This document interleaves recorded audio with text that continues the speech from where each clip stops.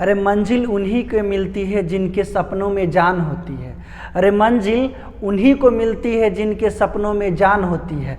पंख तो यूं ही फड़फड़ाते हैं क्योंकि हौसलों से उड़ान होती है।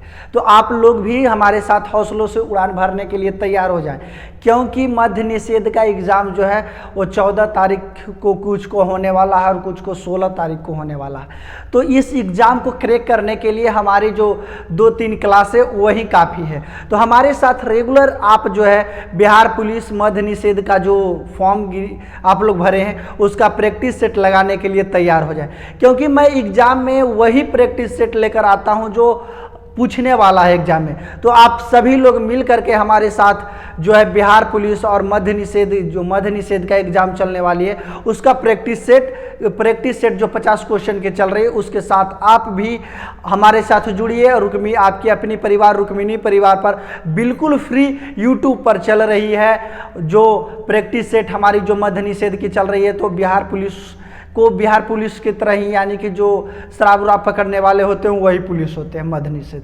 तो आप लोग भी हमारे साथ बने रहिए अंत तक, ताकि वीडियो में जितना भी अधिक से अधिक कंटेंट दिया जा सके वो आप लोगों तक पहुंच सके, ताकि आप लोगों को अधिक से अधिक फायदे हो सके। तो आप सभी लोग अंत तक बने रहिए हमारे साथ। और सपनों में अगर जान है तो ही आपको सफलता मिलती है, क्योंकि अगर जो सपना आपको कुछ सपना को सजोए नहीं किए हैं तो आपको कोई सफलता मिलने वाला नहीं। यानी कि हर व्यक्ति को गोल होनी चाहिए, गोल पर फोकस होगी तभी कोई व्यक्ति जो है अपने आपको जिस प्रकार का गोल है उसी प्रकार को अपने आप में ढाल पाएगा।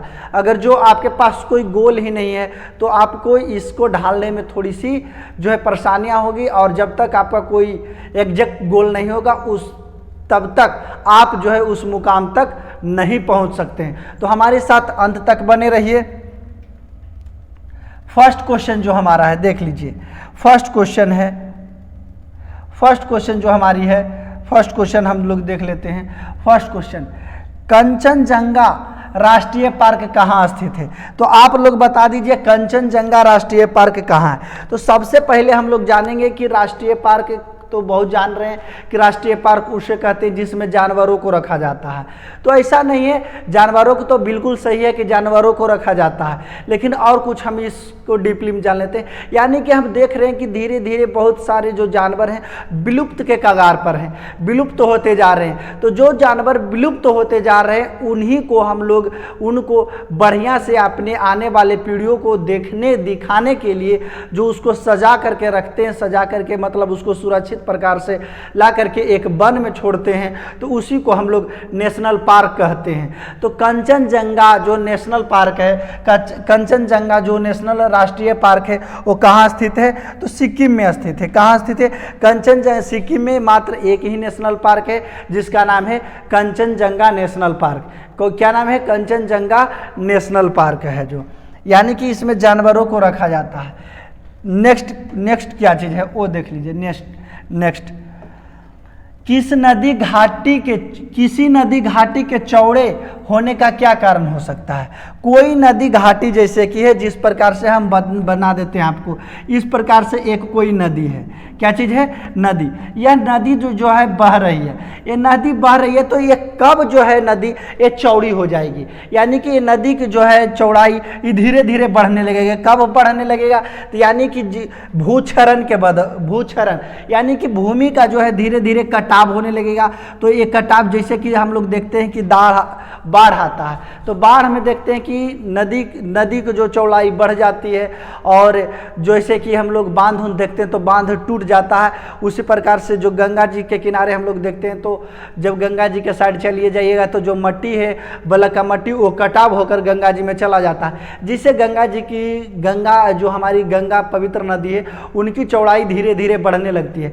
तो वही है क्वेश्चन में कि नदी का चौड़ाई का कारण क्या है, कि यानी नदी को जो चौड़ाई है क्यों इसका चौड़ाई जो है विस्तार होते जाती है, तो किसके कारण होती है? यानी कि जब बाढ़ उड़ आती है तो इस प्रकार से नदी का ये जो है बांध जो बंधा हुआ होता है वो धीरे धीरे कट करके इसकी चौड़ाई में परिवर्तन हो जाती है। तो इसको हम लोग भूक्षरण या पार्श्विक कहते हैं। क्या चीज़? भूक्षरण या पार्श्विक कहते हैं। नेक्स्ट देख लेते हैं, बिंदुसार के शासन के दौरान अशांति कहाँ थी। बिंदुसार जो है शासक हैं, बिंदुसार के शासक के दौरान अशांति कहाँ थी। तो सबसे पहले हम लोग जानेंगे बिंदुसार, किसके बारे में, बिंदुसार जो है, बिंदुसार मौर्य शासक हैं। कौन शासक हैं, मौर्य वंश के शासक हैं, मौर्य वंश के शासक। आप बता दीजिए कि मौर्य वंश का जो संस्थापक कौन है, चंद्रगुप्त मौर्य। कौन है, चंद्रगुप्त मौर्य। मौर्य वंश के संस्थापक कौन है, मौर्य वंश के संस्थापक चंद्रगुप्त मौर्य का एक कौन हो गए पुत्र, बिंदुसार। और बिंदुसार के दो बेटा थे, एक का नाम था सुसीम, एक का नाम क्या था, सुसीम, और दूसरा का जो नाम था वो दूसरा का अशोक, सम्राट अशोक। ये दूसरा बेटा का नाम था अशोक।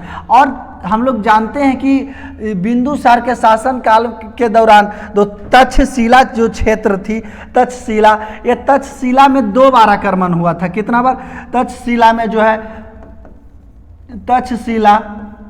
तक्षशिला में है जो 2 बार आक्रमण हुआ था, 2 बार आक्रमण, और एक बार अपने बड़े बेटे सुसीम को भेजे थे और दूसरे बार जो है अपने छोटे बेटे अशोक को भेजे थे।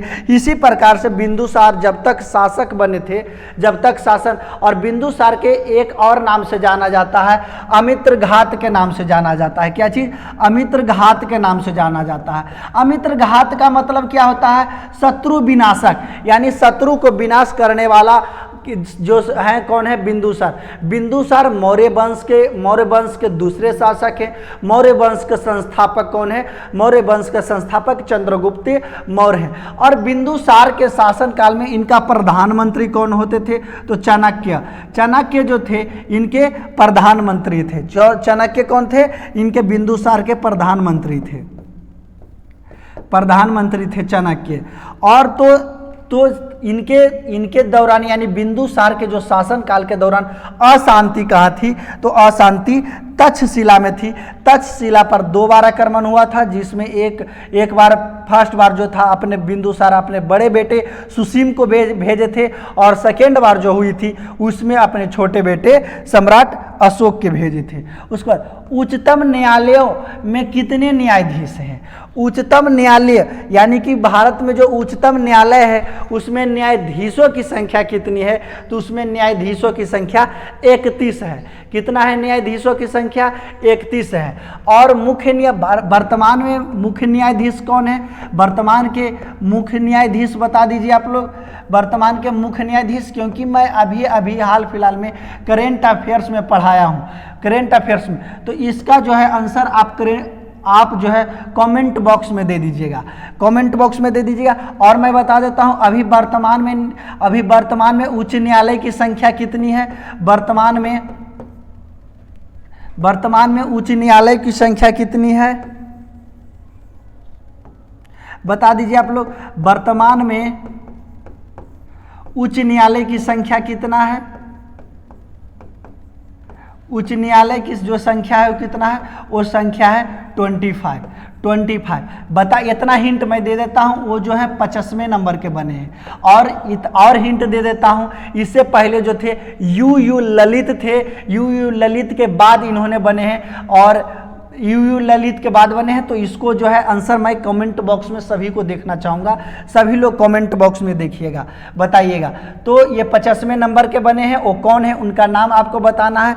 और जो है न्यायाधीश के बारे में बता देता हूँ। न्यायाधीश जो है ये न्यायाधीश जो वर्तमान में है वो उनका कमेंट बॉक्स में। और वर्तमान में उच्च न्यायालय की जो संख्या है वो उच्च न्यायालय की संख्या कितना है, 25 है। नेक्स्ट दिल्ली, अफ्रीका में आस्वान डैम द्वारा बनाई गई झील, यानी आस्वान डैम द्वारा जो बनाया गया झील है अफ्रीका में, उसका नाम क्या है, तो नासेर है उसका नाम। नेक्स्ट देख लेते हैं, विभ्रंश घाटी बनती है। तो विभ्रंश घाटी अब हम सबसे पहले जानेंगे कि विभ्रंश घाटी कहते किसको है। तो विभ्रंश घाटी जिस प्रकार से, यह देखिए आपको पहाड़ दिखाई पड़ेगा, इस प्रकार से हम बता देते हैं कि इस प्रकार से जो है पहाड़ रहती है। देखिए इस प्रकार से पहाड़ रहती है। पहाड़ में क्या होता है, पहाड़ में तनाव के वजह से, यानी जो आपसी जो तनाव यानी कि खिंचाव बल जो होती है, उसके कारण क्या होता है, ये जो है पहाड़ जो है धंस जाती है, काफ़ी गहरी हो जाती है और काफ़ी लंबी हो जाती है। तो दो पहाड़ों के बीच जो है इस प्रकार की स्थिति उत्पन्न होती है, उसको हम लोग भ्रंश घाटी या विभ्रंश घाटी बनाती है। और विभ्रंश घाटी यानी कि दो पहाड़ों के बीच जब खिंचाव आ जाता है, तो खिंचाव के कारण वो पहाड़ है वो नीचे धंस जाती है, और धंसने के बाद वो काफ़ी गहरी और काफ़ी लंबी हो जाती है। उसी को हम लोग विभ्रंश घाटी कहते हैं। तो यानी कि कौन चीज हो जाएगा, दो भ्रंशों के बीच, यानी दो भ्रंश का मतलब दो पहाड़ों के बीच यानी दो पत्थरों के बीच ये स्थिति उत्पन्न होती है, उसी को हम लोग भ्रंश कहते हैं। क्या चीज़ कहते हैं, भ्रंश कहते हैं। नेक्स्ट क्या चीज़ है देख लीजिए, 1854 से 1856 ईस्वी में क्रीमिया का युद्ध किनके बीच लड़ा गया था। तो क्रीमिया का युद्ध किनके बीच लड़ा गया था, तो ये लड़ा जो गया था क्रीमिया का युद्ध रूस और तुर्की के बीच लड़ा गया था। किसके बीच लड़ा गया था, रूस और तुर्की के बीच लड़ा गया था। तुर्की के तरफ से कौन था, तो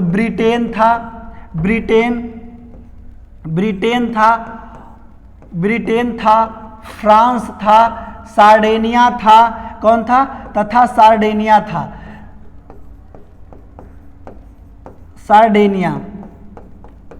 सार्डेनिया था। ये जो है तुर्की के तरफ से भाग लिया था, और एक तरफ रूस था। और सबसे पहले हम जानेंगे दूसरे तरफ कौन था, दूसरे तरफ जो था हमारा रूस था। तो ये जो है युद्ध का कारण क्यों बना था, कि क्रीमिया का युद्ध क्यों हुआ, तो क्रीमिया का युद्ध एक धार्मिक मामला था। क्या चीज, धार्मिक मामले, यानी जो तुर्की जो था तुर्की और रूस जो है धार्मिक मामले में तुर्की के हस्तक्षेप कर रहा था। और तुर्की का एक जो शासक थे मेटरनिक, वो बोलते थे जब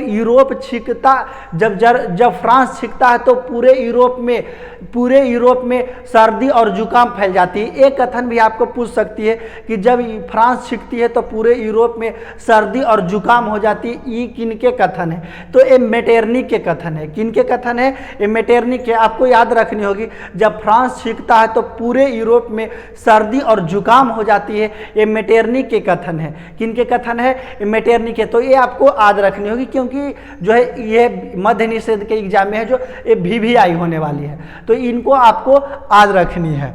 तो ये धार्मिक मामला था। धार्मिक मामले के कारण जो है क्रीमिया युद्ध की स्थिति उत्पन्न हो गई 1854 से 1856 ईस्वी तक जो चली थी। धार्मिक मामले था। तो किसको बीच हुआ था, रूस और तुर्की के बीच। तुर्की के तरफ से कौन कौन भाग लिया था, ब्रिटेन भाग लिया था, फ्रांस भाग लिया था, और तथा सार्डेनिया जो था भाग लिया था। जबकि दूसरे तरफ अकेले रूस था। ये धार्मिक मामले के कारण जो है क्रीमिया युद्ध की स्थिति उत्पन्न हुई थी। नेक्स्ट देखते हैं, भारत में राष्ट्रीयकृत बैंकों की संख्या कितनी है। तो हम लोग जानते हैं कि 19 जुलाई 1969 ईस्वी को, उस समय भारत के जो प्रधानमंत्री थे, भारत के प्रधानमंत्री कौन थे, भारत के प्रधानमंत्री इंदिरा गांधी थे। कौन थे, इंदिरा गांधी उस टाइम भारत के प्रधानमंत्री थे। और इंदिरा गांधी ने 14 बैंकों के राष्ट्रीयकरण किए थे। कितने बैंकों को राष्ट्रीयकरण किए थे, 14 बैंकों के इन्होंने राष्ट्रीयकरण किए थे। तो देख लीजिए भारत में राष्ट्रीयकरण बैंकों की संख्या कितनी है, 14। लेकिन अभी वर्तमान में अगर जो पूछ ले तो हम लोग जानते हैं कि 30 मार्च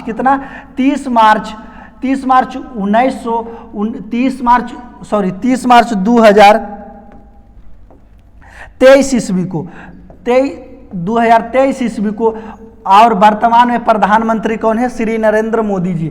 मोदी जी ने कुछ बैंकों को मर्ज कर दिए हैं, एक साथ इसको कर दिए हैं, जिसके कारण अभी वर्तमान में भारत में राष्ट्रीयकृत बैंकों की संख्या जो है 12 बच गई है। तो राष्ट्रीयकृत बैंकों की संख्या कितना बच गई है, राष्ट्रीयकृत बैंकों की संख्या कितनी है अभी वर्तमान में, बैंकों की संख्या कितनी है, बैंकों की संख्या जो है 12 बच गई है। कितना बच गई है? 12 बच गई है राष्ट्रीय बैंकों की संख्या। तो इसमें से कोई ऑप्शन नहीं होगा, क्योंकि अगर जो लेटेस्ट, अगर जो वर्तमान दे देती है, ऐसे तो एक साथ 14 बैंकों की राष्ट्रीयकरण की गई थी, लेकिन अगर जो पूछ दे भारत में राष्ट्रीयकृत बैंकों की संख्या कितनी है, तो अब सोझे बच गई है 12। और एक साथ हुआ था, एक साथ राष्ट्रीयकृत बैंक 19 जुलाई 1969 ईस्वी को, उस समय भारत के प्रधानमंत्री इंदिरा गांधी थे, तो एक साथ इन्होंने 14 बैंकों को राष्ट्रीयकरण बैंक घोषित कर दिए थे। नेक्स्ट देख लेते हैं। देश में इन छोटे किसान, यानी छोटे किसान को परिभाषित किया गया है, वे किसान जिनके पास जोते क्षेत्र हैं। यानी कि छोटे किसान का परिभाषा क्या है? वो कितना खेत उनके पास होना चाहिए, कितना खेत वो जोतते हैं, ताकि उनको छोटे किसान के अंदर रखा जाता है। तो छोटे किसान के अंदर कितना रखा जाता है? तो 1 से 2 हेक्टेयर क्षेत्र जिन किसानों के पास है, उन किसानों को हम लोग छोटे किसान के रूप में रखते हैं। 1 से 2 हेक्टेयर खेत जमीन जो जिन किसानों के पास है, वो कौन सा किसान हो गए? छोटे किसान हो गए। अब 1 हेक्टेयर बराबर कितना होता है वो जान लीजिए। 1 हेक्टेयर बराबर 3.95 जो है, 3.95 यानी पौने कह सकते हैं कि लगभग 4 बीघा। कितना? लगभग 4 बीघा जो होता है वो होता है 1 हेक्टेयर बराबर। तो यानी कि 1 से 2 हेक्टेयर होता है, उसको हम लोग छोटे किसान कहते हैं। कौन सा किसान कहते हैं? छोटे किसान। भारत में कुल कितना भौगोलिक क्षेत्रों पर वन है? कितना भौगोलिक क्षेत्रों पर वन है? तो ये जान लीजिए वर्तमान में। पहले तो हम लोग जान गए हैं, यानी 2023 के हम लोग रिपोर्ट जानेंगे। कितना रिपोर्ट? 2023 में जो वन की रिपोर्ट आई है, तो भारत में वन का प्रतिशत, यानी वन का प्रतिशत जो है 21.67%। 21.67% जो है 2023 का है। तो ये इसको आपको याद करना होगा। ये भी आई है, ये जरूर आप क्या चीज़ है, इम्पोर्टेंट बना लीजिएगा, क्योंकि वन जो है भारत में कुल कितने भौगोलिक क्षेत्रों पर वन भूमि है, तो 21.67% पर जो है वन है। नेक्स्ट, निम्न में से किस वस्तु का केवल विनिमय मूल्य है? तो विनिमय मूल्य यानी किस वस्तु को जो है सिर्फ विनिमय किया जा सकता है। तो आप तो जानते हैं कि विनिमय किसे कहते हैं। तो विनिमय, ये क्वेश्चन मैं आपके लिए छोड़ देता हूं, मैं विनिमय समझा देता हूं, ताकि आपको जो है क्वेश्चन कमेंट बॉक्स में देने में आसान हो जाए। तो विनिमय उस प्रणाली को कहते हैं, किसी एक वस्तु को दे करके दूसरे वस्तु को खरीदा जाता है, उसको विनिमय प्रणाली कहते हैं। यानी कि विनिमय प्रणाली के मतलब, जैसे कि आपको हम 10 को बकरी दिए, तो आप हमरा एगो बैल दीजिएगा, उसी को हम लोग, यानी कि वस्तु के बदले वस्तु दिया जाता है, उसको हम लोग विनिमय प्रणाली कहते हैं। क्या चीज़ कहते हैं? विनिमय प्रणाली। तो ये जो है कमेंट बॉक्स में आप इतना जान लीजिए, टेलीविज़न विनिमय प्रणाली नहीं है, क्योंकि ये जो है हाल फिलहाल में बनी है, तो ये विनिमय प्रणाली नहीं हो सकती है। कंप्यूटर भी नहीं हो सकती है। चावल और हीरा में आपको बतानी है कि कौन आंसर है। तो ये मैं कमेंट बॉक्स में देखना चाहूँगा। भारत में दार्शनिक मुद्रा प्रणाली किस वर्ष शुरू हुई है? तो दार्शनिक मुद्रा प्रणाली, सबसे पहले तो हम जानते हैं कि दार्शनिक मुद्रे ने, हम जानते हैं कि दार्शनिक मुद्रा कहते किसको है। तो सबसे पहले जानेंगे 1 रुपया बराबर जो होती है, 1 रुपया बराबर 100 पैसा। कितना? 1 रुपया बराबर जो होता है 100 पैसा होता है। कितना होता है? 100 पैसा। यानी 100 पैसा यानी कि 10 का जो गुणज में होता है, 10 का गुणज में होता है, गुणज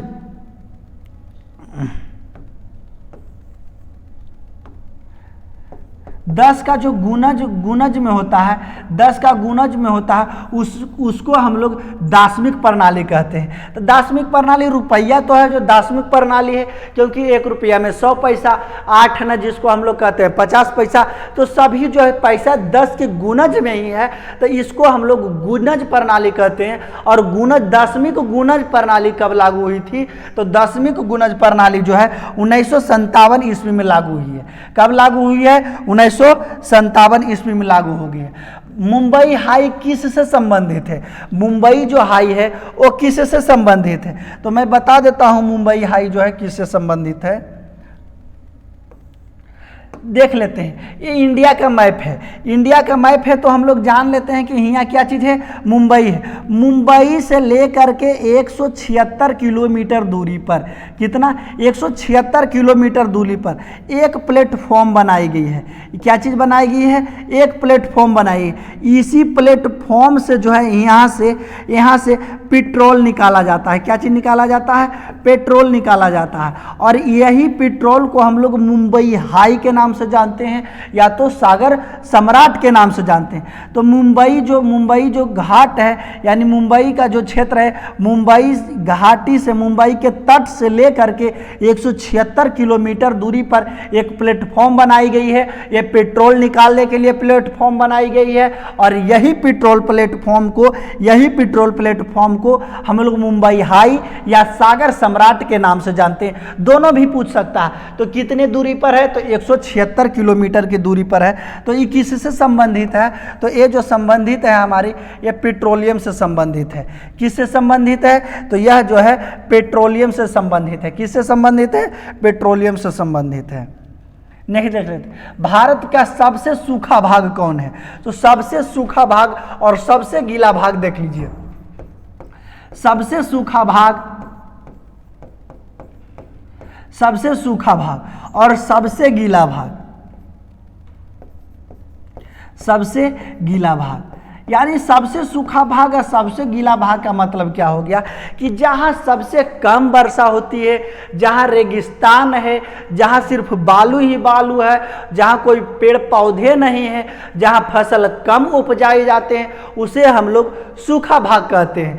और वहाँ वर्षा काफ़ी कम होती है तो उसे हम लोग सूखा भाग कहते हैं। जबकि गीला भाग उसे कहते हैं जहाँ अधिक से अधिक वर्षा होती है, उसे हम लोग गीला भाग कहते हैं। तो अधिक वर्षा कहाँ होता है, तो मेघालय में होता है। कहाँ होता है, मेघालय के कहाँ, मानसीराम में। कहाँ, मानसीराम में होती है। और सबसे सूखा जो है हमारा पश्चिमी राजस्थान। कहाँ है, पश्चिमी राजस्थान में बहुत कम वर्षा होती है।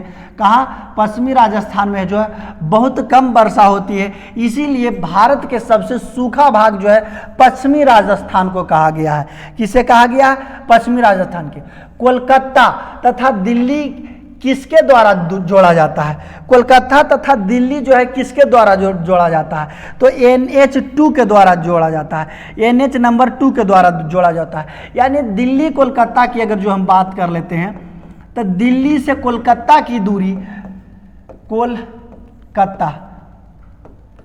दिल्ली से कोलकाता की दूरी जो है 1465 किलोमीटर है। टोटल कितना है, 1465 किलोमीटर। यही 1465 किलोमीटर जो है NH2। अब देख लेते हैं यह कौन कौन राज्य से होकर गुजरती है, इसके बारे में देख लीजिए। तो क्या बोलता है, तो दिल्ली से कोलकाता। तो दिल्ली कहाँ है हमारा दिल्ली जो है यह है, तो दिल्ली से पहले कहाँ आएगा, हरियाणा से उत्तर प्रदेश होते हुए पहले क्या चीज, दिल्ली। कितने राज्य से NH2 जो है कितने राज्य से गुजरती है, तो पहले दिल्ली, उसके बाद क्या चीज, हरियाणा। मैप पर डायरेक्ट हम लोग याद करेंगे। टोटल लंबाई दिल्ली से कलकत्ता के बीच जो है NH2 सबसे बड़ा है, यानी NH2 जो है सभी को जोड़ती है। और इसकी टोटल लंबाई जो है 1465 किलोमीटर है। कितना, 1465 किलोमीटर है। कौन कौन राज्य से होकर गुजरती है मैं बता देता हूँ। तो सबसे पहले दिल्ली के बाद हरियाणा के बाद यूपी, उत्तर प्रदेश के बाद क्या आएगा अपना बिहार से होते हुए क्या चीज, झारखंड से होते हुए कहाँ चला जाएगा, झारखंड से होते हुए पश्चिम बंगाल। कहाँ, पश्चिम बंगाल। तो NH2 जो है इतने राज्य से होकर गुजरती है। कितने राज्य से होकर गुजरती है, दिल्ली, हरियाणा, यूपी, बिहार, झारखंड और पश्चिम बंगाल। NH2 की टोटल लंबाई 1465 किलोमीटर है। कितना है, 1465 किलोमीटर। NH2 की जो टोटल लंबाई है 1465 किलोमीटर है। निम्न में से कौन सा रबी फसल नहीं है, अब बता दीजिए। रबी फसल नहीं है तो खरीफ हो जाएगा। खरीफ के मतलब जान लीजिए, खर पतवार, यानी खर किसको कहेंगे? खर यानी कि धान वाला के जो खरपतवार यानी धान जो होता है खरीफ फसल होती है। रबी फसल कौन कौन होता है? जैसे कि दलहन, यानी रबी फसल की बुआई कब होती है तो इसके बारे में हम लोग जान लेंगे। रबी फसल जो है, रबी फसल की बुआई कब होती है और कटाई कब होती है? रबी फसल की बुआई नवंबर के महीने में होता है। बुआई जो होती है कब होती है? नवंबर के महीने में। और कटाई के हम लोग बात कर लेते हैं तो कटाई मार्च अप्रैल जाते जाते इसकी कटाई हो जाती है। मार्च और अप्रैल जाते जाते कटाई हो जाती है।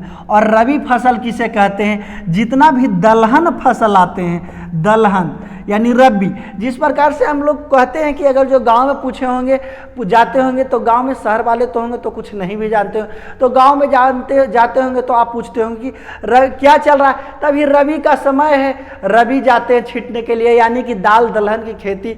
दलहन फसल हो गई हमारी, दलहन फसल, तेलहन फसल,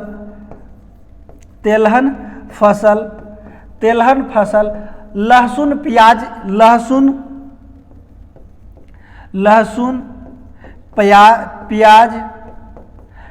ये सब जो हो गई दलहन फसल हो गई। और बाकी जो बच गया वो कौन सा फसल हो गया? खरीफ फसल। खरीफ फसल जो है जून और जुलाई के महीने में बोया जाता है। कब? जून और जुलाई के महीने में जो है बोया जाता है। और इसकी कटाई जो होती है, कटाई ये होता ही अक्टूबर के महीने में इसकी कटाई हो जाती है। कब हो जाती है? कटाई हो जाती है। और इसमें मुख्य फसल कौन हो गए? धान हो गई हमारी, मूंगफली हो गई, ज्वार हो गया, क्या चीज? ज्वार, बाजरा, ये सब जो हो गई हमारी वो खरीफ फसल हो गई। तो क्या कर रहा है? निम्न में से कौन रबी फसल नहीं है? तो रबी फसल नहीं कौन है?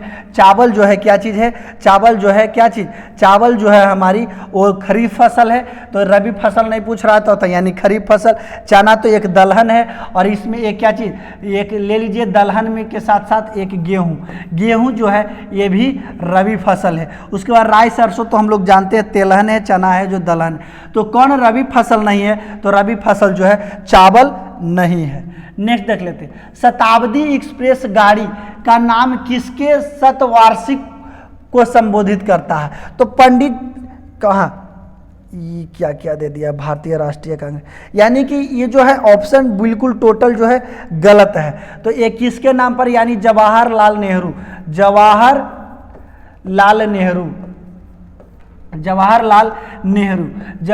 नेहरू हैं जिनको संबोधित के लिए शताब्दी एक्सप्रेस गाड़ी के जो है इसको चलाया गया था। कौन गाड़ी से? शतवार्षिक संबोधित करता है कौन? शताब्दी की एक्सप्रेस गाड़ी जो है किनको करता है? तो पंडित जवाहरलाल नेहरू को। 1 रुपया का नोट किसके द्वारा जारी किया जाता है? तो 1 रुपया का नोट जो है भारत सरकार द्वारा दिया जाता है, और जिसको हम लोग टकसाल कहते हैं, इंग्लिश में मिंट कहते हैं। क्या चीज़ कहते हैं? मिंट कहते हैं।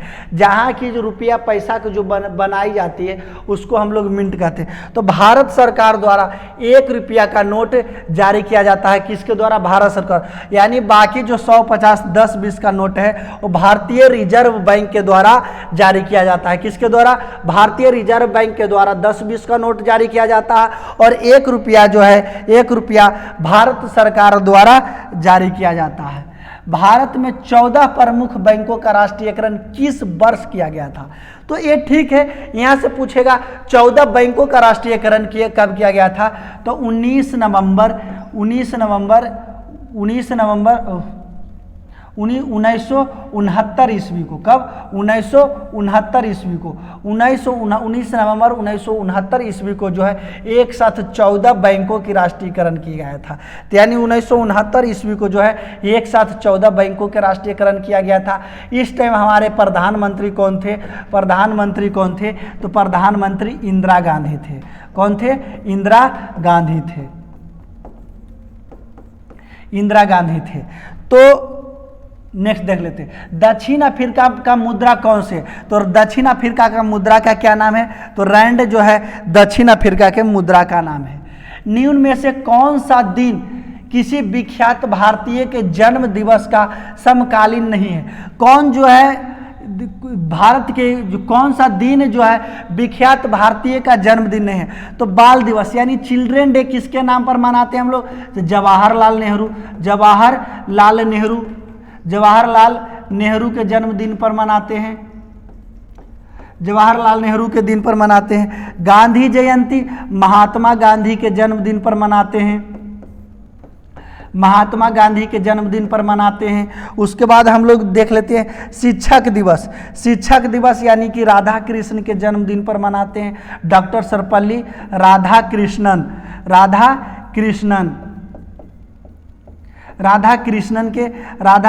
के हैं जो जन्मदिन पर हम लोग शिक्षक दिवस मनाते हैं। और राष्ट्रीय विज्ञान दिवस बता दीजिए आप लोग, सीवी रमन यानी रमन प्रभाव के लिए यानी सीवी रमन, चंद्रशेखर वेंकट रामन जिसको कहते हैं, उन्हीं के नाम पर हम लोग राष्ट्रीय विज्ञान दिवस। तो इनको विख्यात में नहीं रखा गया है, विख्यात भारतीय जन्म के दिवस में समकालीन नहीं है, तो राष्ट्रीय विज्ञान दिवस। और राष्ट्रीय विज्ञान दिवस कब मनाया जाता है? तो 28 फरवरी को जो है राष्ट्रीय विज्ञान दिवस के रूप में हम लोग मनाते हैं। कब मनाते हैं? 28 फरवरी को हम लोग राष्ट्रीय विज्ञान दिवस के रूप में मनाते हैं। राष्ट्रपति के चुनाव के लिए निर्वाचन मंडल में होते हैं, तो कौन कौन राष्ट्रपति के चुनाव कैसे होता है? तो हम बताते हैं राष्ट्रपति का जो चुनाव है, राष्ट्रपति का जो चुनाव होता है वो हम लोग डायरेक्ट नहीं करते हैं, वो अप्रत्यक्ष रूप से होता है, प्रत्यक्ष रूप से नहीं। प्रत्यक्ष रूप उसे कहते हैं जिसको हम लोग डायरेक्ट वोटिंग करते हैं, यानी लोकसभा का सीट पर हम लोग डायरेक्ट वोटिंग करते हैं और विधानसभा के सीट पर हम लोग डायरेक्ट वोटिंग करते हैं। जबकि राष्ट्रपति का चुनाव होता है, तो राष्ट्रपति का चुनाव कौन करता है?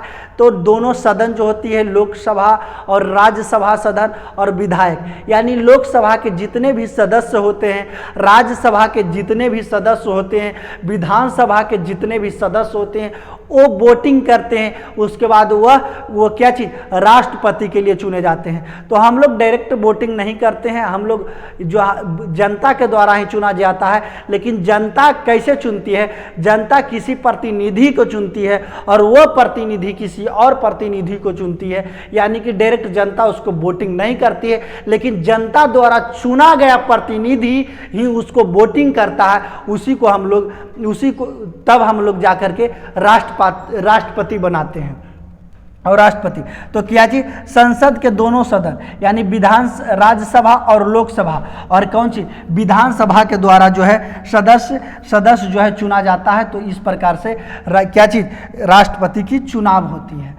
धन विधेयक पारित करने के लिए राज्यसभा को कितने समय दिया जाता है? यानी कि अगर जो कोई भी विधेयक पास हुई है तो राज्यसभा को मात्र 14 दिनों तक वो विधेयक को रखना होता है। 14 दिनों के बाद, 14 दिनों से ज़्यादा अगर जो वो विधेयक रखते हैं तो वो विधेयक अपने आप में लागू कर दिया जाएगा, क्योंकि कोई जवाब नहीं देंगे तो उनको 14 दिन के अंदर ही सोच करके बतानी होती है। कितने दिनों तक? 14 दिनों के अंदर ही उनको बतानी होती है। तटीय मैदान और उत्तर भाग के मैदान को उत्कृष्ट मृदा क्या है? अब देख लीजिए, तटीय मैदान जिस प्रकार से हम आपको मैप बना देते हैं,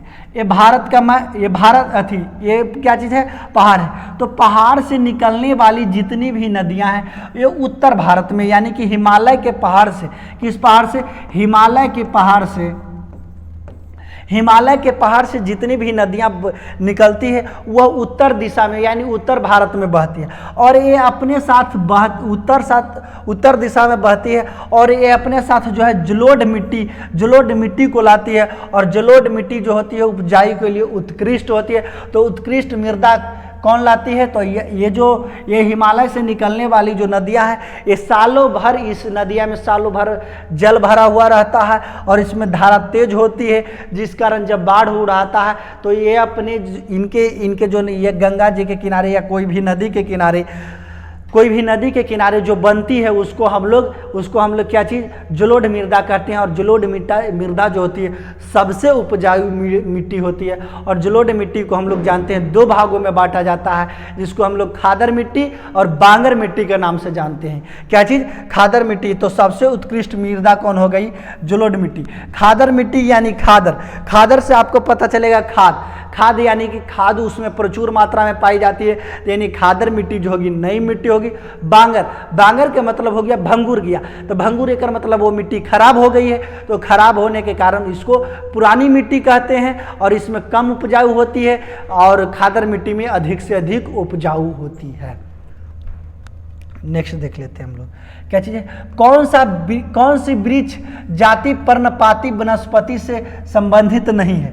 कौन सा वृक्ष यानी पर्णपाती किसको हम लोग कहते हैं, देख लीजिए पर्णपाती हम लोग किसे कहते हैं, तो पर्णपाती देख लीजिए किसको हम लोग कहते हैं कि यानी मौसम के अनुसार,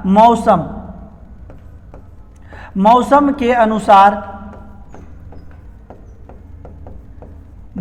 के अनुसार अपना पत्ता गिरा देता है, अपना पत्ता गिरा देता है, अपना पत्ता गिरा देता है, क्या चीज़ कर देता है, गिरा देता है, गिरा देता है, उसे हम लोग क्या चीज़, उसे हम लोग पर्णपाती कहते हैं। क्या चीज़ कहते हैं, उसे पर्णपाती कहते हैं,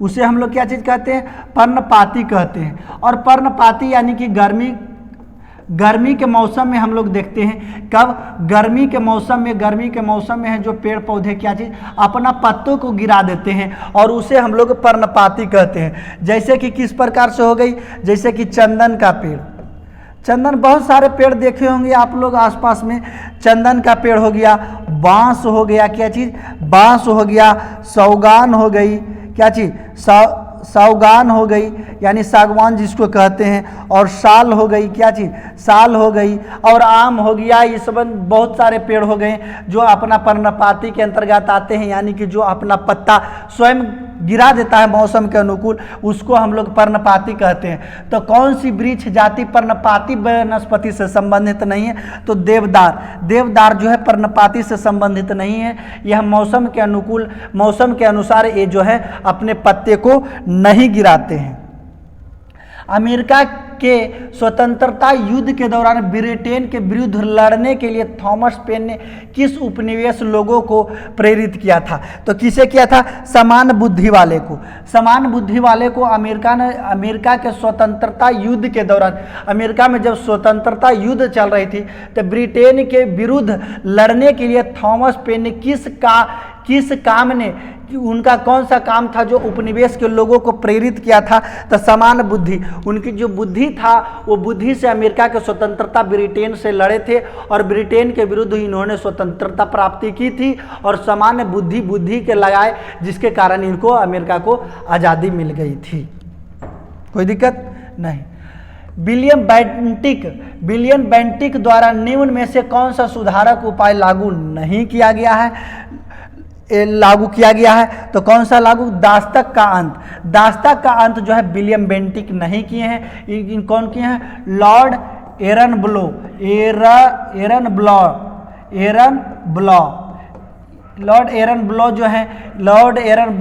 ब्लो जो है ये कौन सी दास प्रथा का अंत किए हैं। बाकी अगर जो ठगों का दमन, सती प्रथा का अंत, धर्म में परिवर्तन कारण असमर्थताओं का दूर करना, ये जो है कौन, विलियम बेंटिक के द्वारा किया गया था। केवल दास प्रथा का अंत जो है विलियम बेंटिक के द्वारा नहीं किया गया था। भारत के पुर्तगालियों का पहला गवर्नर कौन था, तो डी अल्मीडा जो था ये भारत के पुर्तगालियों का पहला गवर्नर था। फासिज्म विश्वास करता है, फासिज्म जो है विश्वास करता है। फासिज्म किसको कहते हैं,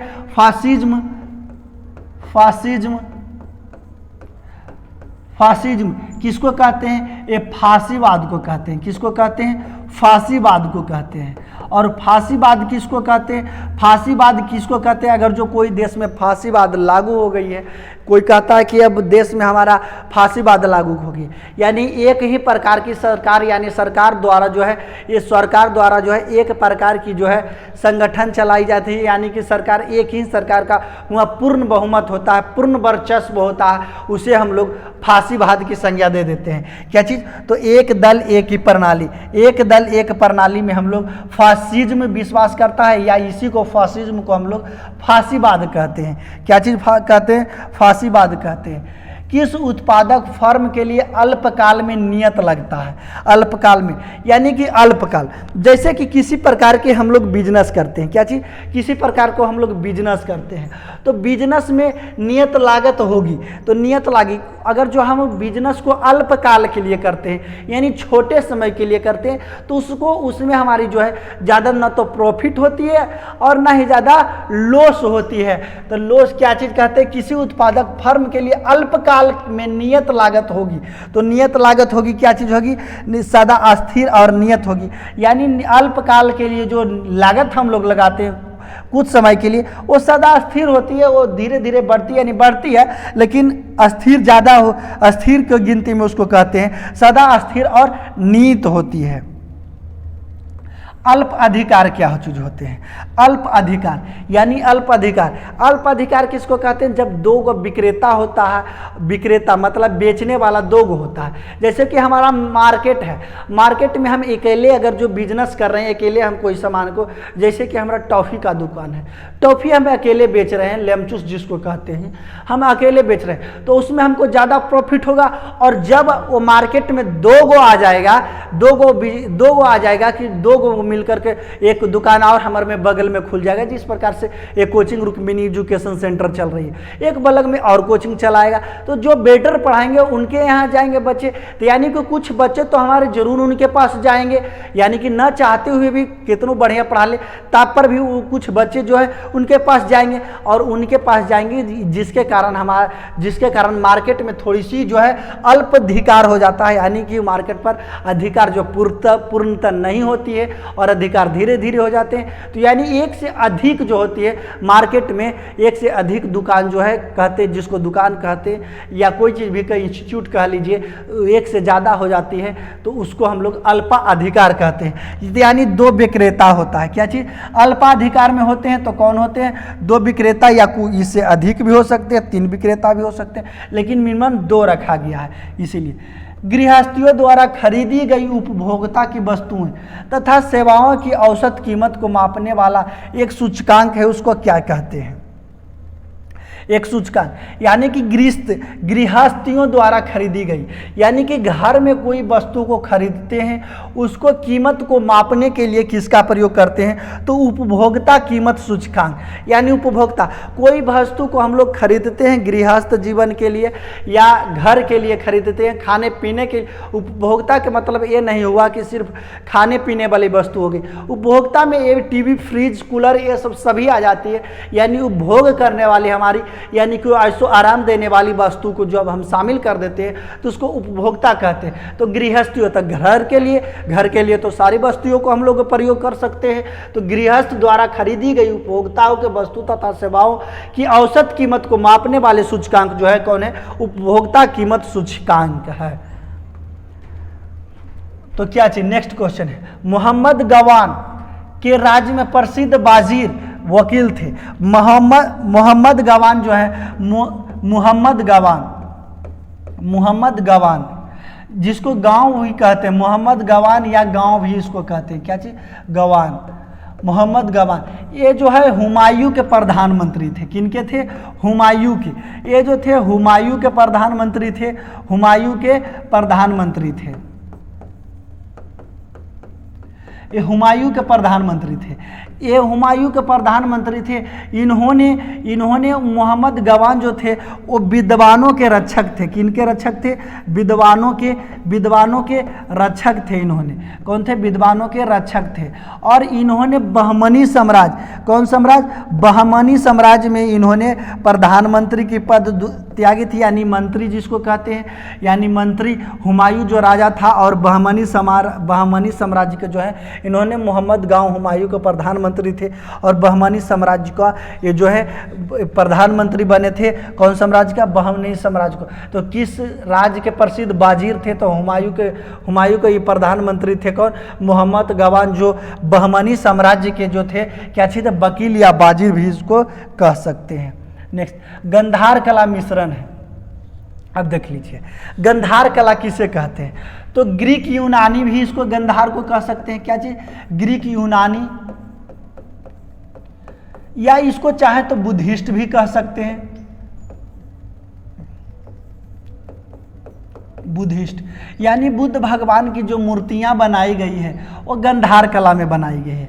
तो यूनानी और यूनानी शैली यानी भारतीय शैली, कौन शैली? भारतीय शैली और यूनानी शैली अगर जो हम लोग बना देते हैं एक साथ को, इसको हम लोग मिला देते हैं तो इसे हम लोग क्या चीज़ कहते हैं? गंधार कला। गंधार कला में मूर्तियां कैसे, भगवान बुद्ध की मूर्तियां देखे होंगे, यानी ऊपर से मांसपेशियां वाला मूर्तियां बनाई जाती हैं, यानी कि बॉडी सोडी की जो मूर्तियां कहते हैं, जिस प्रकार से हम लोग देखते हैं कि गंधार कला में बहुत सारे मूर्तियाँ जो रोड पर महाराणा प्रताप ये फलना चिल्ला की जो मूर्तियाँ बनाई जाती है वो गंधार कला में बनाई जाती है। ये हिंदू और यूनानी जो है मूर्तियाँ बनाई गई है। क्यों चीज? हिंदू और यूनानी। तो यह मूर्ति कला की भारतीय यूनानी शैली की है। गंधार कला कौन चीज़ है? यह मूर्ति कला और भारतीय यूनानी शैली है। दो शैलियों को मिले आकर के बनाया गया है कौन सी? गंधार कला। मशीन टूल एक उत्पादन वस्तुओं का मशीन टूल। अब देखते हैं कि मशीन का जो है निर्माण कैसे किया जा सकता है। किसका निर्माण? मशीन का निर्माण जो है कैसे किया जा सकता है। तो अब देखेंगे मशीन का निर्माण जो है लोहा के साथ किया जा सकता है, और लोहा के वस्तुओं को बनाने के लिए भी लोहा का ही हम लोग प्रयोग करते हैं। यानी कि जिस प्रकार से अगर जो हम कोई वस्तु लोहा की वस्तु बना रहे हैं तो लोहा का ही प्रयोग करेंगे। तो मशीन टूल यानी मशीन बनाने के लिए पूंजी तो होनी चाहिए। तो मशीन टूल का जो नियम है पूंजीवादियों के लिए नियम है, यानी जहाँ पूंजी है वहाँ ये मशीन नए मशीन और यंत्र की स्थापना किया जा सकता है। तो मशीन टूल एक उदाहरण है। वस्तु कौन वस्तु का उदाहरण है? तो पूंजीगत वस्तु का। तो आप इतना भी सेंस लगा सकते हैं कि मशीन टूल, मशीन की जैसी बात आ गई तो मशीन की स्थापना कौन कर सकता है? तो बड़े बड़े मशीन, छोटे मशीन है या बड़ी, उनके पास पूंजी रहेगा तो वही मशीन की स्थापना करेंगे। तो पूंजीवाद के लिए हम लोग यानी पूंजीगत के लिए हम लोग मशीन टूल का प्रयोग करते हैं। भारतीय में तेल की पहली परिष्करणशाला स्थापित की गई है। सबसे पहले हम जो जानेंगे परिष्करणशाला किसे कहते हैं। तो परिष्करणशाला किसे कहते हैं? यानी तेल को छानित, यानी तेल को जो है तेल को खनिज तेल को क्या चीज़? खनिज तेल को हम लोग छानने की, जिसको प्योर करने की काम करते हैं। शुद्धतम तेल को शुद्ध करने के लिए जिसको तेल के शुद्ध करने की क्रिया को हम लोग परिष्करणशाला कहते हैं। सबसे पहले तेल जो है असम में खोजी गई थी। कहाँ खोजी गई है? असम में खोजी गई है। और असम में एक क्षेत्र जो पड़ता है इसको हम लोग दिग्बोई के नाम से जानते हैं। किस नाम से जानते हैं? दिग्बोई के नाम से जानते हैं। तो दिग्बोई, तो जब एक देख लीजिए, जब असम में पेट्रोलियम या कोई भी तेल की खोज की, खनिज तेल की खोज की गई है असम में, तो असम में खोज की गई है तो वहाँ की सरकार चाहेगी कि असम में ही हम लोग इसको जो है शुद्धतम करने वाली मशीनों का स्थापना, यानी कि परिष्करण की जो स्थापना, शुद्धतम करने वाली जो मशीन होती है या कोई भी यंत्र होता है उसकी स्थापना करने के लिए हम लोग परिष्करण का प्रयोग करेंगे वही राज्य में। अगर जो दूसरे स्टेट में हम लोग करेंगे तो सरकार को अधिक से अधिक खर्चा पड़ेगी, ताकि उसको यानी कि जो भाड़ा किराया उराया जो लग जाएगा लाने और ले जाने में, शुद्धिकरण में। तो सरकार ने जो सबसे पहले खनिज तेल की खोज असम में की गई थी, तो वहाँ ही असम के दिग्बोई में है जो परिष्करण की स्थापना कर दी गई थी, यानी तेल शुद्ध करने वाली जो यंत्र है उसकी स्थापना कहाँ की गई है? दिग्बोई में की गई है। नेक्स्ट देख लेते हैं। किसी मरु क्षेत्र में मृदा अपवर्तन को रोका जा सकता है। मरु क्षेत्र का मतलब क्या होता है? आप जानते हैं मरु क्षेत्र का मतलब होता है मरुस्थल क्षेत्र। क्या चीज? मरुस्थल क्षेत्र। और मरुस्थल क्षेत्र में मृदा अपवर्तन कैसे होता है? जब मृदा अपवर्तन हुआ बाढ़ उड़ाने से नहीं होता, क्योंकि वहाँ बाढ़ नहीं आता है, वहाँ वर्षा बहुत कम होती है तो बाढ़ आ सकती है नहीं, वहाँ बहुत तेजी से तूफान आता है। तूफानों के कारण क्या चीज़ होता है, तूफानों के कारण एक जगह से बालू जो है उड़ करके दूसरा जगह चला जाता है, जिसके कारण यहाँ भूमि गड्ढा हो जाएगी, क्योंकि यहाँ से तो उड़ के दूसरा स्थान पर चला गया तो यहाँ गड्ढा हो जाएगी। इसी प्रकार से मरुस्थल में हम लोग क्या कहते हैं, भूमि का अपवर्दन हो रहा है, यानी भूमि का कटाव किस प्रकार से होती है, वायु द्वारा होती है। और इसको रोकने के लिए हम लोगों को क्या करनी चाहिए, तो इसको रोकने के लिए हम लोगों को क्या करनी चाहिए, तो इसको रोकने के लिए हम लोगों को क्या चीज़ करनी चाहिए, तो इसको रोकने के लिए हम लोगों को बहुत सारे पेड़ पौधे लगानी चाहिए। क्या चीज़ लगानी चाहिए, बहुत सारे पेड़ पौधे लगाना चाहिए, यानी वृक्षारोपण कर करके, वृक्ष के रोपण कर करके हम लोग मरुभूमि को अपवर्दन से बचा सकते हैं। क्या चीज़, अपवर्दन से या और मृदा क्षरण से हम लोग बचा सकते हैं। कैसे, पेड़ लगाकर और वनारोपण द्वारा। तो देखिए मरु का क्षरण कैसे, पेड़ पौधा लगाएंगे तो पेड़ पौधा जो है मिट्टी को पकड़ करके रखती है, ताकि मिट्टी को एक स्थान से दूसरे स्थान तक जाने नहीं देती है पेड़ पौधा। तो हम लोग वन जितना ज़्यादा लगाएंगे, वृक्षारोपण करेंगे, मृदा को बचाएंगे। तो मृदा को बचाने के लिए हम लोगों को पेड़ और वृक्ष को रोपना बहुत ही जरूरी है। भारत में जीव मंडल रिजर्व नंदा देवी यूनेस्को के किस राज्य में स्थित है, तो नंदा देवी जो है कहाँ है, उत्तराखंड में। उत्तराखंड में कौन कौन से है नेशनल पार्क, नंदा देवी, फूलों की घाटी,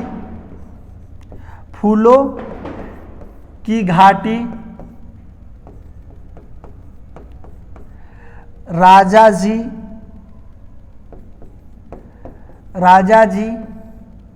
और क्या चीज, गोविंद पल्लव विहार,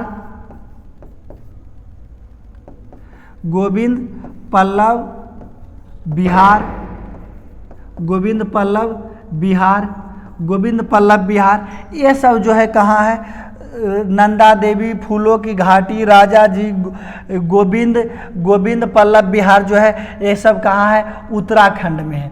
कहाँ है, उत्तराखंड में। और ये जो है नंदा देवी रिजर्व को यूनेस्को में 2005 ईस्वी में शामिल किया गया है। 2005 ईस्वी में। पहले जो है इसको नंदा देवी का नाम क्या था, नाम दूसरा था, नाम ध्यान में अभी शायद नहीं है, कमेंट बॉक्स में आप लोग बता दीजिए कि पहले जो है इसका नाम क्या है, मैं बता दूंगा अंत में। फिर क्या है, बिहार में पहला कांग्रेस अधिवेशन कहाँ हुआ था, तो बिहार के पटना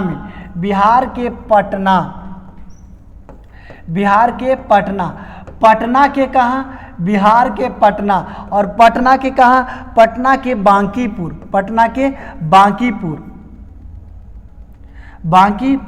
पटना के बांकीपुर में 1912 ईस्वी में, कब, 1912 ईस्वी में कांग्रेस का 27वां अधिवेशन हुआ था। कांग्रेस का जो है 27वां अधिवेशन हुआ था। कैवां अधिवेशन हुआ था, 27वां अधिवेशन हुआ था कांग्रेस का 27वां अधिवेशन। अध्यक्ष कौन थे, अध्यक्ष बता दीजिए, रघुनाथ। अध्यक्ष कौन थे, अध्यक्ष रघुनाथ थे। कौन थे, रघुनाथ थे। इसमें कितने व्यक्ति जो भाग लिए थे, कितने व्यक्ति जो थे इसमें भाग लिए थे, तो इसमें 72 व्यक्ति भाग लिए थे। कितने व्यक्ति भाग लिए थे इसमें, 72 व्यक्ति। तो बिहार में पहला कांग्रेस अधिवेशन कहाँ हुआ था, तो बांकीपुर में 1912 ईस्वी में हुआ था। यह पटना के बांकीपुर में यह 27वां अधिवेशन था। इसके अध्यक्ष रघुनाथ नारायण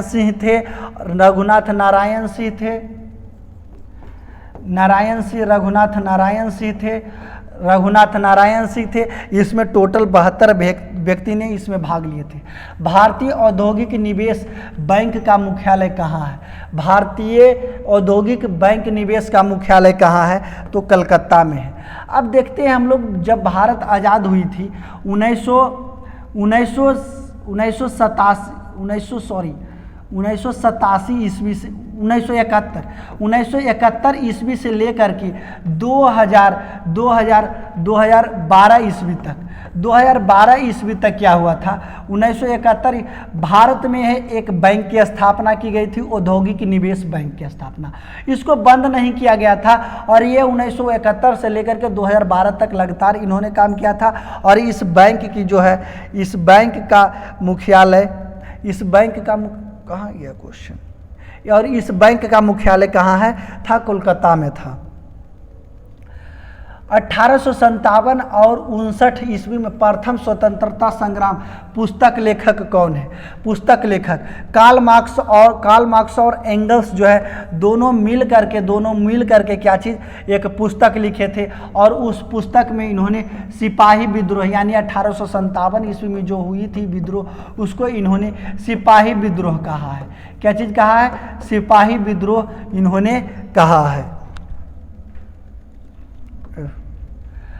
पाइका नृत्य का संबंध किस राज्य से है? तो पाइका नृत्य जो है हम लोग जानते हैं यह उड़ीसा से संबंधित है, उड़ीसा से संबंधित है। यह उड़ीसा में कौन करता है? मयूरभंज। मयूरभंज जो जनजाति है, मयूरभंज जनजाति जो है, मयूरभंज जो जनजाति है वो कौन सा पाइका नृत्य करती है। इसके अलावा उड़ीसा के अलावा और से आ रहे हैं बिहार और झारखंड। बिहार और झारखंड में भी पाइका नृत्य किया जाता है। कौन सा नृत्य किया जाता है? पाइका नृत्य किया जाता है। बिहार का कौन कौन सा नृत्य है? कजरी, जाट जाटिन,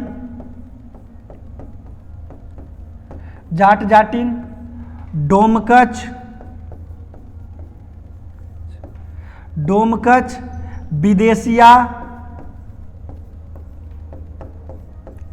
विदेशिया, ये बहुत सारे जो नृत्य हैं बिहार का है। लौंडा नृत्य हो गया, ये सब बिहार का ही है। तो इसी प्रकार से झारखंड का भी सरहुल हो गई, सरहुल ये सब हो गई, और बहुत सारे जो नृत्य हैं वो झारखंड में किया जाता है। लेकिन पाइका नृत्य है जो उड़ीसा के मेन रूप से उड़ीसा के है, मयूरभंज जनजाति द्वारा किया जाता है, लेकिन उड़ीसा ही यहाँ ऑप्शन में नहीं है, इसीलिए बिहार में जो है किया जाता है, और झारखंड में भी इसका ऑप्शन नहीं है। नेक्स्ट देख लेते हैं, इंडिया डिवाइडेड पुस्तक का लेखक कौन है? India divided doctor Rajendra Prasad लिखे हैं, क्योंकि 1947 ईस्वी में यानी 1947 ईस्वी में भारत जो है स्वतंत्रता मिली थी, यानी कि भारत का जो है बंटवारा हिंदू और मुस्लिम में हो गया था, हिंदू और मुस्लिम में हो गया था। मुस्लिम, हिंदू और मुस्लिम में क्या चीज़, भारत में क्या चीज़ है? हिंदू और मुस्लिम में 1947 ईस्वी में बंटवारा हो गया था। तब भारत के जो प्रथम राष्ट्रपति थे डॉक्टर राजेंद्र प्रसाद, उन्होंने डॉक्टर राजेंद्र प्रसाद ने ही क्या चीज़ लिखे हैं? इंडिया डिवाइडेड नामक पुस्तक लिखे। लाला लाजपत राय कौन लिखे हैं? Lala Lajpat unhappy India. क्या चीज़? अनहैप्पी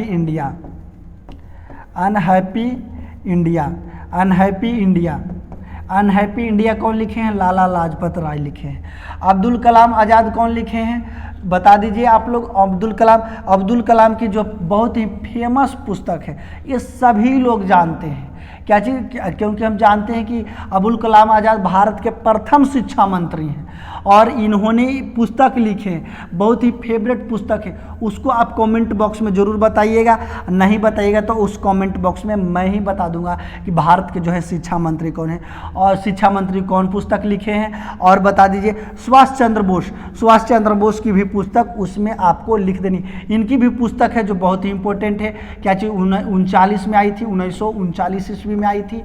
इनको पुस्तकें भी आपको बता दीजिए।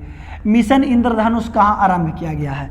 तो बाडनगर गुजरात में किया गया है। आप सोच रहे होंगे मिशन इंद्रधनुष क्या है? तो 2017 ईस्वी में 2 वर्षों के बच्चे को और गर्भवती महिलाओं को क्या चीज़, और गर्भवती महिलाओं को जो है ये जो है टीका दिया जाता था, और वही टीका का नाम है क्या चीज़? मिशन इंद्रधनुष। तो यह कहाँ आरंभ किया गया था?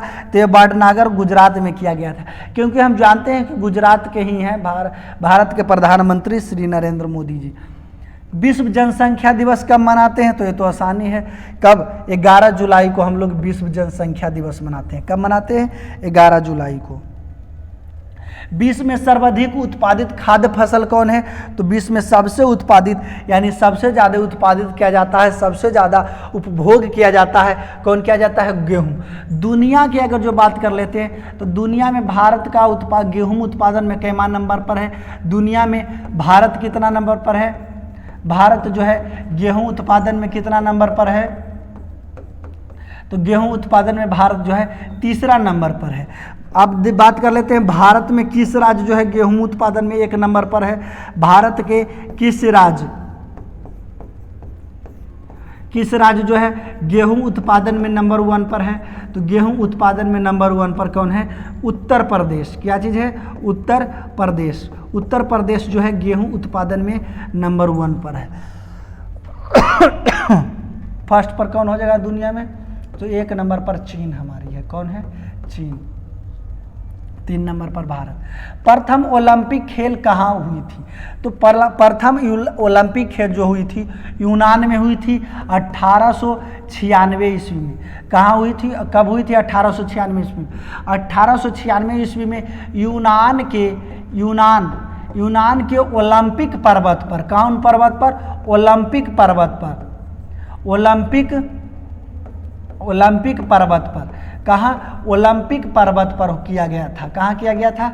तो यूनान के 1896 ईस्वी में यूनान के ओलंपिक पर्वत पर प्रथम ओलंपिक खेल हुई थी। कहाँ कब हुई थी? प्रथम ओलंपिक खेल। अभिनव बिंद्रा ओलंपिक में स्वर्ण पदक जीते हैं, वह किस खेल से संबंधित है? तो आप तो जानते हैं कि अभिनव बिंद्रा जो है शूटिंग खेल से संबंधित है। विश्व का सबसे ऊंचा इमारत कहाँ बना है? तो दुबई में। दुबई में कौन है? बुर्ज खलीफा। कौन है? बुर्ज खलीफा। खलीफा कितना मंजिला है? तो 163 मंजिला ऊपर है। 163 मंजिला है। कितना मीटर इसकी ऊंचाई है? तो 830 मीटर ऊंचाई है। कितना है? 830 मीटर ऊंचाई है, 163 मंजिला है, दुबई में है बुर्ज खलीफा। विश्व का सबसे बड़ा पुस्तकालय कौन सा है? विश्व का सबसे बड़ा पुस्तकालय वाशिंगटन में है। तो क्या चीज नाम है पुस्तकालय? The library of Congress. क्या चीज? The library